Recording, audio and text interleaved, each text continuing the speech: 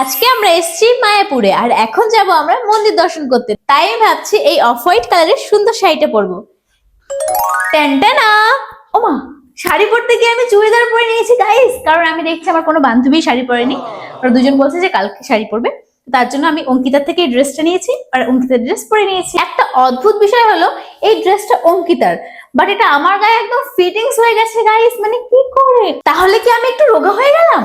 যাই হোক বাদ দাও, এখন আমি করবো মেকআপ। এখন আমি অ্যাপ্লাই করে নিচ্ছি ক্রিম ঝটপট করে। ওইদিকে কালা হয়ে গেছে, নতুন পাফ কিনতে লাগবে। ও মাই গড, আমি কিছু দেখতে পাচ্ছি না, তাও আমি এই যে শিনুর কাছ থেকে খয়রাতি করে ফাউন্ডেশন নিয়ে এসেছি, কারণ আমার ফাউন্ডেশনটা শেষ হয়ে গেছে। এদিকে আমার বান্ধবী রানী রেডি হয়ে বসে আছে, আমি এখনো মেকআপ করতে পারলাম না। এদিকে দেখো ম্যাডাম রেডি হয়ে একদম চলে এসেছে। আধ ঘন্টা হয়ে গেছে বসে আছি। প্রথমে শাড়ি পরেছিল, দেখিয়েছিস ওটা? হ্যাঁ, শাড়ি পরতে গিয়ে খুলে দিছি।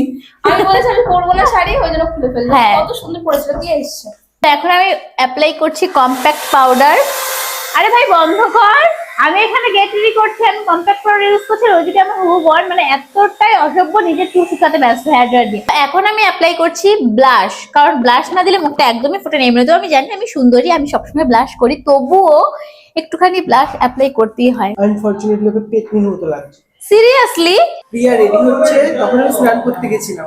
হ্যাঁ হ্যাঁ, তো তুই কি, আমি মেয়েদের রেডি হতে সময় লাগে? কত দেরি ভাই, তাড়াতাড়ি কর। মানে কি, মেয়েরা তো মেকআপ করে সাজে, ছেলেরা কি করে প্যান্ট শার্ট পরে হয়ে যায়। যেহেতু হাতে আমার একটু টাইম ছিল না, তাই বাদ বাকি আর কি কি দিয়েছি আমি তোমাদের সাথে শেয়ার করতে পারলাম না। আর এটা হচ্ছে কি আমার ফাইনাল লুক।